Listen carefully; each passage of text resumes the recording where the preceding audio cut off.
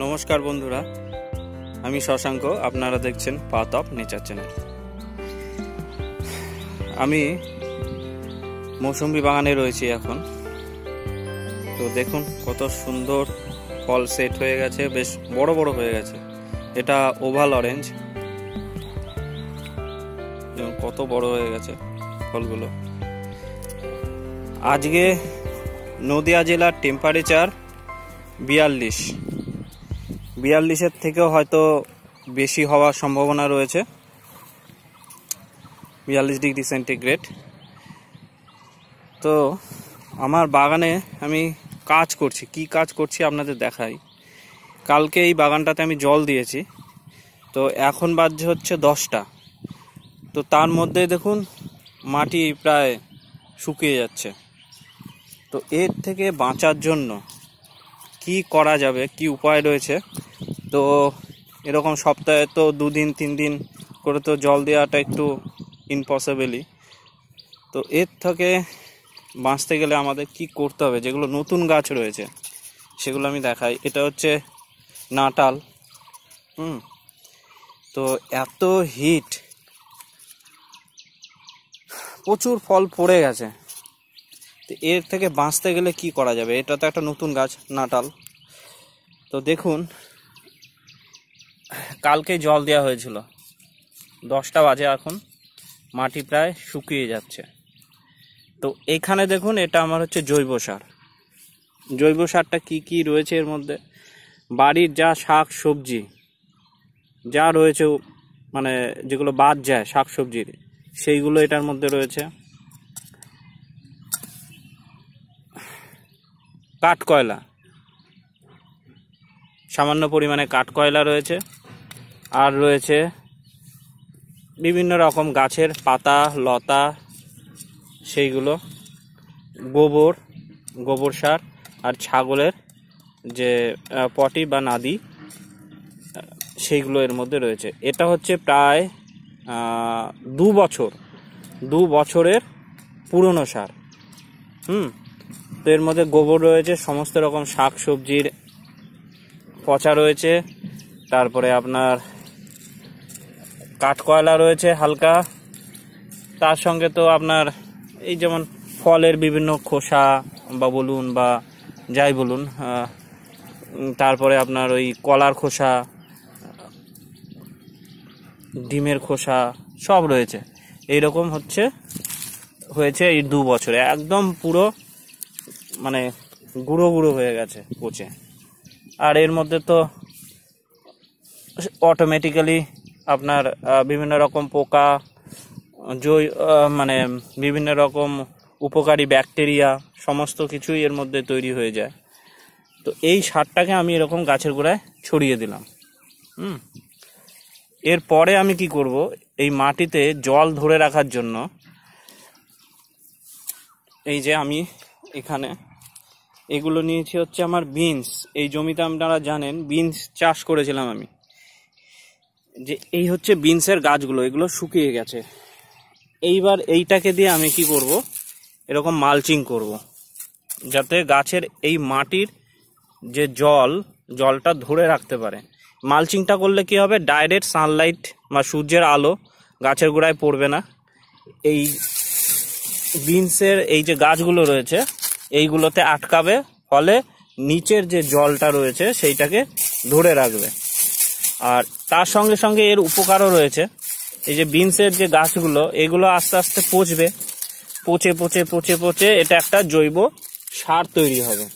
আর beans বা ডাল বা মটরশুঁটি এই ধরনের যে গাছগুলো রয়েছে, যেগুলো সবজি, সেইগুলোতে প্রচুর পরিমাণে এর শিকড়ে নাইট্রোজেন তৈরি হয়।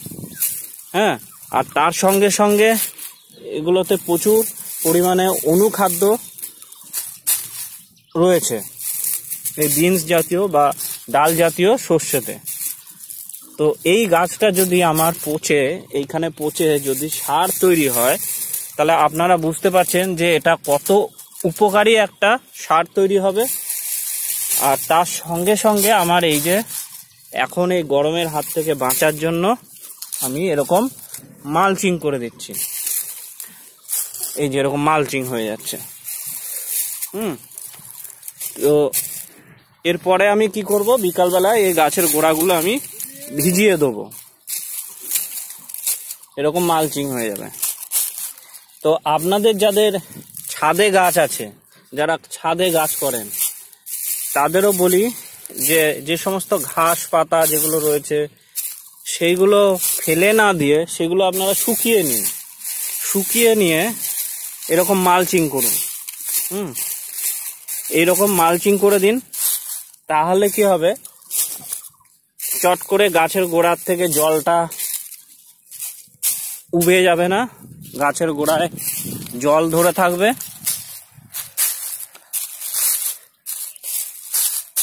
গাছের গোড়ায় জল ধরে থাকবে।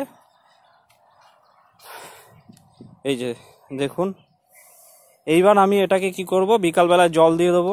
ফলে কি হবে, এই জায়গা গোড়াটা ভেজা থাকবে, অনেক দিন জল না দিলেও হবে। হ্যাঁ, আর এই গাছগুলো, এই বিনসের এই গাছগুলো পচে পচে পচে পচে সার তৈরি হয়ে যাবে, একটা উৎকৃষ্ট মানের জৈব সার তৈরি হবে, যার মধ্যে থাকবে প্রচুর পরিমাণে উপকারী ব্যাকটেরিয়া। এখানে আপনার এটা যখনই পচবে তখনই কেঁচো আসবে। কেঁচোটা কি করবে, মাটিটাকে খুঁড়ে খুঁড়ে খুঁড়ে খুঁড়ে খুঁড়ে খুঁড়ে কি হবে, এটা একটা চাষ করে দেবে। চাষ করে দেবে বলতে আমরা মানে কেঁচোকে আমরা বলি মানে এটা একটা কি বলি, ওই যে আপনার যেমন নাঙল দিয়ে আমরা চাষ দিই না, বা ট্র্যাক্টর দিয়ে যেমন চাষ দিই, কেঁচোও আমাদের এই মাটিটাকে সেরকম করে দেবে। ফলে তার মধ্যে কি হবে, প্রচুর পরিমাণে অক্সিজেন যাবে, জল যাবে, ন্যাচারালি এগুলো তৈরি হবে। ফলে আমাদের গাছটার বৃদ্ধিটাও ভালো হবে। আর পারলে সামান্য পরিমাণে আপনারা গাছের দূর দিয়ে, গাছের দূর মোটামুটি 2 ফুট দূর দিয়ে আপনারা একটু পাক মাটি দিয়ে দেবেন, এতে খুবই উপকারী। তো দেখুন, এরকমভাবে আমি এটাকে মালচিং করে দিলাম। এই মালচিংটা বা গাছের গোড়াটা আমি ঢেকে দিলাম, তাতে কি হবে, এখান থেকে আমার জল সহজে শুকিয়ে যাবে না। তো আরও কিছু জায়গা আমি করেছি, চলুন দেখাই আপনাদের। নাটালটা একটা গাছ করলাম, এইবার আমি যেটা দেখাচ্ছি এখানে আসুন।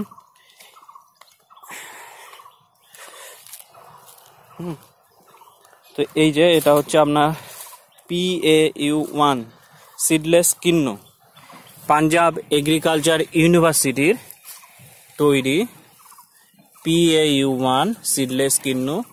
এই যে দেখুন, এরকম আমি সারটা দিয়ে দিলাম, এই সার আমি দিয়ে দিলাম। এইবার আমি এখানে এরকম মালচিং করব। এগুলো এই বিনস শুকিয়ে গেছে, এই বিনসের গাছগুলো দিয়ে আমি মালচিং করে দেবো। এইটা এরকম মালচিং করে দিলে মোটামুটি 1 মাসের মধ্যে এগুলো পচে যাবে, পচে গিয়ে একটা দারুণ সার তৈরি হবে। আবারও বলছি, বিনস বা ডাল জাতীয় সবজি যেগুলো রয়েছে বা শস্য যেগুলো রয়েছে, এগুলোতে প্রচুর পরিমাণে গাছের গোড়ায় নাইট্রোজেন থাকে, শিকড়ে নাইট্রোজেন থাকে।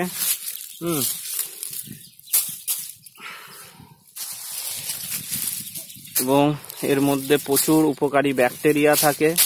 এই যখনই এটা পচে যাবে, উপকারী ব্যাকটেরিয়াগুলো আবার অ্যাক্টিভ হয়ে যাবে। এই উপকারী ব্যাকটেরিয়াগুলো তখন আমার মাটিতে যে সমস্ত সার রয়েছে বা অনুখাদ্য যেগুলো রয়েছে, সেগুলো গাছকে খাওয়াতে সাহায্য করবে, গাছ অতি সহজেই নিতে পারবে। এই বিভিন্ন রকম গাছ অনুখাদ্য বা গাছের অতি প্রয়োজনীয় নাইট্রোজেন, ফসফরাস, পটাশ, এইগুলো এই নিতে সাহায্য করবে উপকারী ব্যাকটেরিয়াগুলো। আর এই যে এগুলো থেকেও আমার সার তৈরি হয়ে যাবে। বিকালবেলায় এগুলো জল দিয়ে দেবো। এই যে হয়ে গেল মালচিং। ফলে কি হবে, এখান থেকে আর ডাইরেক্ট সানলাইট, সূর্যের আলো নিচে পাবে না, মাটিতে পাবে না, জলও সহজে এখান থেকে উবে যাবে না, ফলে অনেক দিন এটা ময়েশ্চার ধরা থাকবে, মাটিতে আর্দ্রতা বজায় থাকবে। এই সাইডে দেখুন ডেইজি গাছ যেগুলো, সেগুলো অলরেডি করে দিয়েছি আমি। এই যে দেখুন এরকম ভাবে করে দিয়েছি। এই যে এরকম, যে দেখুন এরকম সব আমি ঢেকে দিয়েছি সব বিনস গাছ দিয়ে। এই যে দেখুন, এই যে ডেইজিতে আমার ফল রয়েছে। তো ডেইজি হচ্ছে আমাদের গরমের আবহাওয়ার জন্য উৎকৃষ্ট মানের ম্যান্ডারিন বা কমলা লেবু। ডেইজি আর PAU1 হচ্ছে গরমের আবহাওয়া বা গরমের ওয়েদার, যেখানে অত্যাধিক গরম পড়ে, সেই সব আবহাওয়ার জন্য একটা উৎকৃষ্ট মানের ম্যান্ডারিন বা কমলা লেবুর জাত হচ্ছে পাঞ্জাব কিন্নু PAU1 সিডলেস, আর একটা হচ্ছে ডেইজি। এই দুটো খুবই উৎকৃষ্ট মানের কমলা লেবু বা ম্যান্ডারিনের জাত, যেটা আমাদের ওয়েদারে আবহাওয়ায় সফলভাবে হবে, খুবই সফলভাবে করা সম্ভব। এই আবহাওয়াতে আপনাদের আমি বলি, দেখবেন নাগপুর কমলা লেবু বা দার্জিলিং কমলা লেবু, এদের যদি আপনি 1 সপ্তাহ জল না দেন তাহলে গাছ শুকিয়ে যাবে। এখন টেম্পারেচার হচ্ছে 42 ডিগ্রি সেন্টিগ্রেড, এরকম আবহাওয়ায় যদি একদিন জল না দেন গাছ শুকিয়ে যাবে। কিন্তু PAU1 সিডলেস কিন্নু বা ডেইজি এরা কিন্তু সহ্য করে নেবে, এদের কিচ্ছু হবে না। এইটা দেখুন, এটা আমার নতুন জাত গ্রেপ ফ্রুট। এখানেও সার দিয়ে দিয়েছি, এই যে এরকম সার দিয়ে নিলাম। আর এবার মালচিং করব। এটা হচ্ছে গ্রেপ ফ্রুটের ভ্যারাইটি। এই যে সব এরকম মালচিং করে দেবো।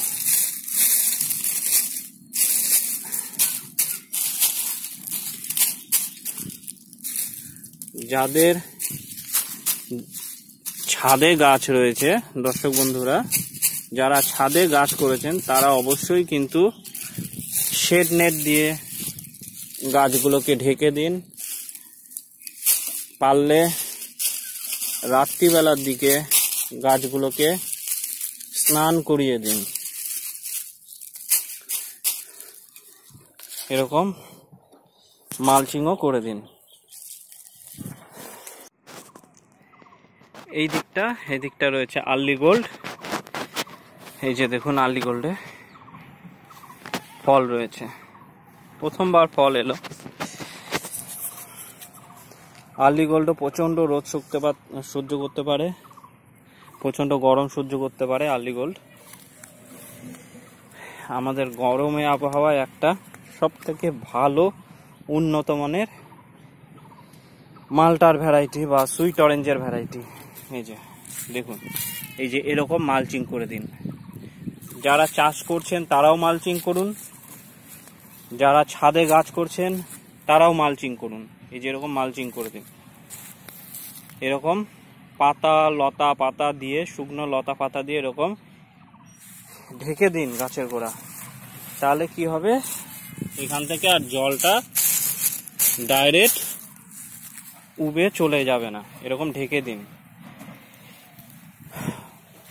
জৈব সার কি করে, গাছের গোড়ায় প্রচুর পরিমাণে জল ধরে রাখে বা আর্দ্রতা ধরে রাখে। জৈব সার দিলে বা দিলে ও জল ধারণ করতে পারে বেশি পরিমাণে। জৈব সার জল ধারণ ক্ষমতা বেশি জৈব সারের। তো জৈব সার বেশি পরিমাণে জল ধরে রাখবে। তো জল ধরে রাখলে গাছের গোড়া অটোমেটিক ভেজা থাকবে, অটোমেটিক্যালি গাছ খাবার সংগ্রহ করতে পারবে। তার সঙ্গে উপকারী ব্যাকটেরিয়া যেগুলো রয়েছে সেইগুলো গাছকে সাহায্য করবে খাবার গ্রহণ করার জন্য। আর এরকম জৈব পদ্ধতিতে চাষ করলে গাছের গ্রোথ দেখুন কেমন হবে। এই হচ্ছে জৈব পদ্ধতিতে চাষ করলে গাছের গ্রোথ দেখুন। হ্যাঁ, বাতাবি লেবু রুট স্টক, এটা হচ্ছে বাতাবি লেবু রুট স্টক। গাছের গ্রোথ দেখুন। এই যে জৈব পদ্ধতিতে চাষ করলে এই রকম গাছ পাবেন, এরকম সুন্দর গাছ পাবেন দেখুন। এই হচ্ছে বাতাবি লেবু রুট স্টক। এগুলো হচ্ছে বাতাবি লেবু। আর এই হচ্ছে অ্যালিমো রুট স্টক। দেখুন অ্যালিমো রুট স্টকের গাছ ছোট হয়। এই যে অ্যালিমো রুট স্টক। অবশ্য অ্যালিমো রুট স্টক যে খারাপ তা বলবো না। এই যে দেখুন, এই একটা অ্যালিমো রুট স্টক। তবে আমাদের আবহাওয়া মানে যেখানে প্রচুর বৃষ্টি হয় সেইখানে অ্যালিমো রুট স্টক সুইটেবল না। আমাদের এখানে সব থেকে সুইটেবল যেটা আমার মনে হয়েছে বাতাবি লেবু। কারণ বাতাবি লেবুর বীজ পড়লে যেখানে সেখানে গাছ হয়ে যায়, যেখানে সেখানেই তৈরি হয়ে যায় গাছ, বহুত দিন বেঁচে থাকে। তো আমার তাই মনে হয়েছে বাতাবি লেবু ভালো। তো আমার বাতাবি লেবুর রুট স্টকের গাছ দেখুন কেমন গ্রোথ রয়েছে, কোনো ডালও শুকায়নি, কিছুই না। জৈব পদ্ধতিতে চাষ করলে গাছের পাতা হলুদ হবে না, গাছের ডাল শুকাবে না। জৈব পদ্ধতিতে চাষ করুন। এগুলো হচ্ছে গ্রেপ ফ্রুট।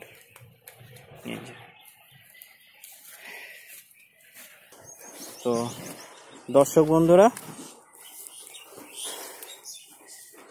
আমার নার্সারি ঠিকানা হলো বিল্লগ্রাম, নাকাশিপাড়া, নদিয়া। এখানে বেথুয়াডহরি স্টেশন বা বেথুয়াডহরি বাস স্ট্যান্ডের থেকে বিল্লগ্রাম পঞ্চায়েত মোড়ে আসলে আমার নার্সারি বা বাগানে আসতে পারবেন। আমার ফোন নাম্বার 9088571830। এই নাম্বারে আমাকে ফোন করলে বা হোয়াটসঅ্যাপ করলে পাবেন। আর আমার কাছে সমস্ত ভ্যারাইটির মৌসম্বি বা আম বা জামরুল, লিচু এর গাছগুলো পাওয়া যায়। আজকের মতন আমি এখানেই বিদায় নিচ্ছি। নমস্কার।